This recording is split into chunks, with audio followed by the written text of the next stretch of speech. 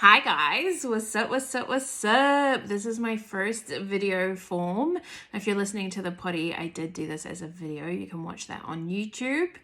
But Merry Christmas, y'all. It is coming, it's that season, the silly season, as y'all call it.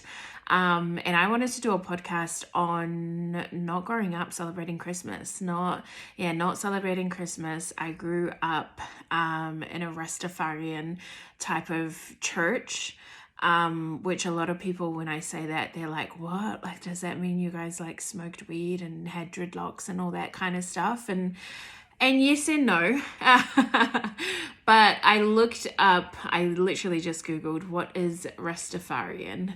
And this is what it says, right? So, relating to a religious movement of Jamaican origin, holding that Emperor Haile Selassie of Ethiopia was the Messiah, and that Black people are the chosen people and will eventually return to their African homeland.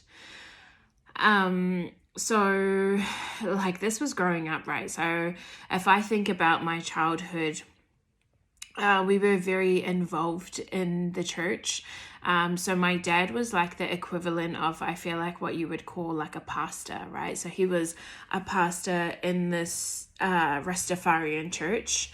And my mum and dad were like full blown into it. I grew up there. We would have, church service, which was like, I feel like it was every second Sunday for literally like the whole day. And then every Friday nights we had, what would they call it? Like Jews or something. But it was called as headquarters, right? HQ. So I would always actively, be in the church. They had like a little tuck shop kind of thing. So I'd be in the tuck shop, like, doing, giving the adults their food that they pay for, and their tips, and making them hot drinks, and they'd have like full on dinners that you could buy and stuff. So we were hard out into it. My mum and dad both like sang in the church, and they did a lot of like music gigs and stuff like that. So that was my life growing up. And I didn't really know it was any different to what people did growing up. Like, I was like, no, my church is the same as your church kind of thing. And I just thought it was all the same. But it wasn't until I got older and I was like, oh wait, this is so different. But we didn't celebrate Christmas, and from my understanding, it was because we believed that Jesus, I feel like, was born in July. Now, aroha mai if I butcher this, if my family members are like, what the hell? But this is coming straight from me. Like, this was my understanding. So we never celebrated Christmas, and it wasn't until my parents kind of split up, and then my younger siblings, who have a different dad, same mum, my mum kind of started celebrating Christmas with them, and then we celebrated it as like family day, right? And then as I get older, and as I am growing up with, my partner, and I obviously want to have a family and have kids and that kind of thing, I'm trying to figure out like what I want Christmas to be about, and what I want, my Christmas traditions to be and stuff. So I even looked up Christmas. I never used to know when Christmas is. Now I know it's the 25th of December. And Christmas, this is the what it says online. What is Christmas? Christmas is traditionally a Christian festival celebrating the birth of Jesus. There we go. But in the early 20th century, it also became a secular, what's secular mean? Family holiday observed by Christians and non-Christians alike. The second holiday is often devoid of Christian elements, with the mythical figure. Oh, I hope little kids aren't. Oh my gosh, if you still believe in Santa, he's real, okay? But it says, with the mythical figure Santa Claus playing the pivotal role. So I didn't grow up with like Santa or Santa coming. I didn't get presents growing up and stuff, and And when I used to think about it, I remember when my mum used to start celebrating Christmas with my younger sisters, I would get so angry because I'd be like, what? So they get Christmas presents and I never got Christmas presents? And I was older and she'd always be like, but you're an adult now. And I'm like, but that's not fair. Now I don't really care for it at all. Me and Mets are kind of starting our own traditions where now we do gifts. We just got our first Christmas tree last year, and we kind of decorate the Christmas tree, and we have a feed with me and Mets, and we usually go to the beach for our Christmas tradition. And this year I'm like really getting into the Christmas spirit. I'm like, okay, so I'll buy this, and then next year I'll get more things, and just like it does make me happy. We had some extra lights for our Christmas tree. They were solar lights, and we put it outside our house. They're just like a little bunch of them. If you follow on Instagram, you would have seen. And like I was driving home at night and I saw them and I was like, oh, this makes me so happy. I'm like, I want to decorate the whole house. I want to put more decorations on the Christmas tree. Next year we might have 2 Christmas trees, just stuff like that, like creating our own traditions. And I think it's very important around this time and just in life, right? Like when I talk about in the Vibe Tribe, I had out talk about, your conditioning, what you were growing up to believe and stuff like that. So growing up, we were Rastafarian, and then now I feel like both my parents don't practice that either. I don't even know if they're religious or not. For me, I'm not religious. So yeah, these were the things, that we were conditioned to believe and stuff. But as I get older, it's like I question everything. Like I'm like back then, and I guess this is I don't know if it's a Polynesian thing coming from our parents, but like my dad was very, very strict. And you did not question anything. If he told you to do something, you would just do it, no questions asked. It was kind of like that, be seen, not heard, do not talk unless you are spoken to, all those kinds of things, right? So you never question anything. As I got older, I started questioning everything. And this was kind of when I started my personal development journey. I was like, fuck, I'm going to question everything. I'm going to question the government. I'm going to question my employer when I used to work, I'm going to question my friends, my family, everything. So when it came to, traditions or things that we did growing up, I started questioning everything. So I questioned, the religion, all of that kind of stuff. So yeah, just questioning everything. And then that's where it comes to now for Christmas. It's like, no, I'm going to do Christmas my way. Like I'm not going to do Christmas how my parents told me to do Christmas, how society tells me to do Christmas. I'm going to do Christmas how I want to do Christmas and how it makes me feel, right? I want to be happy on this day. I want to be happy every day, and normally what you see in society is, you have to spend time with your family. Family is everything. You have to have Christmas with your family. And it's like, well, fuck, if you hate your auntie and your auntie, every time you see your auntie, she comments on your weight, like maybe stop going to Christmas, or maybe sit down with auntie and tell her like, I'm not going to accept that anymore, putting up boundaries and all that kind of stuff. If you, every year you have to go to, usually, when you have kids, there's like the mum side and the dad side. You have to feel like you have to go to mum's side and dad's side, and it's just like a whole day of just traveling or a whole day of cooking, and you hate to cook, or of hosting, and it's like, I don't even want to host Christmas. Like these are the kinds of things that you can kind of question and put boundaries in place and say, no, like actually don't come to my house. You're not welcome here, stuff like that. So questioning everything. So that was Christmas growing up. We didn't celebrate Christmas. And now that I get older, it's like I'm trying to figure out, what Christmas looks like for me, what I want to do for Christmas, what me and Mets want to do for Christmas, what I want to do for Christmas with my kids. Like me and Mets were talking the other night, and we're like, oh, we're gonna let our kids believe in Santa and all that kind of stuff. And like he was just like, what, let's just see how they feel. If they start seeing Santa around in schools and stuff, then we'll kind of feel it out at the time. Like no really set plans if we want them to or if we don't.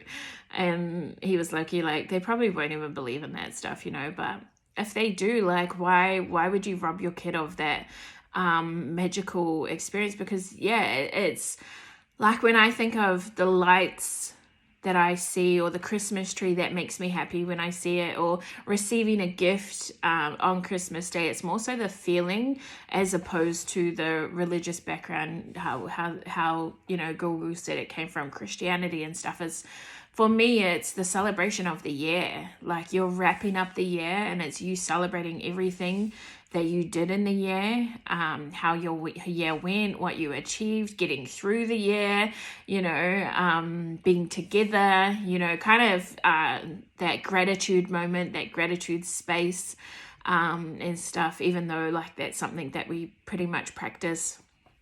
I feel like I practice every day. So yeah, it's just kind of like a wrap up of the year, and as time goes on, I feel like we're going to add certain traditions and take away certain traditions. And I was like, maybe we'll do destination Christmas and stuff like that. But I guess I'm just sharing this to say, like, if Christmas is something that you hate, you can change it. And that's not even for Christmas, it's for your life. If you grew up in a tradition that your parents always did or your grandparents always did, but it actually makes you upset and makes you unhappy, you have the power to change that. You can change that. It's your life. You can take charge. You can change it up. You can ask questions. You can question everything. So yeah, that's the podcast. What else can I tell you about? Oh, that's also what I wanted to talk about. So when I talk about, growing up Rasta, I said in the Google, when Google explained Rasta, it was kind of like, we're going back to the homeland, which is, Africa, Ethiopia. So eventually I felt like my parents' plans was that we would all go back to Ethiopia or Africa.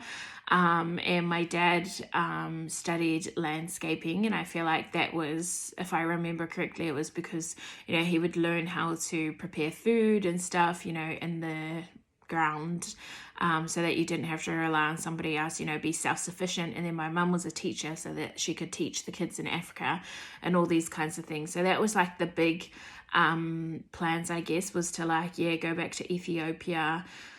And that's really what our life was like, very infused in kind of like the African culture. And I feel like that's why I always feel so strongly towards African people or the African culture. It's because, I grew up Rasta. In terms, a lot of questions I have is like the dreadlocks thing. Like both my parents did have dreadlocks, but I feel like that wasn't it. I'm not too sure on their reasons to have dreadlocks or anything like that. The weed, yes, there was weed smoking. Yeah, for me, like I remember, praying at night, and we'd read the Bible and stuff. But I feel like the good thing with my parents was that they didn't really force it upon you. It was kind of like you will learn and take from the Bible or, whatever it was for yourself. And I think the Bible is actually the same. Oh, here we go. What do the Rastafarians believe? Rastafarians believe that they are being tested by Jah, which is God, through slavery and the existence of economic injustice and racial downpression rather than oppression.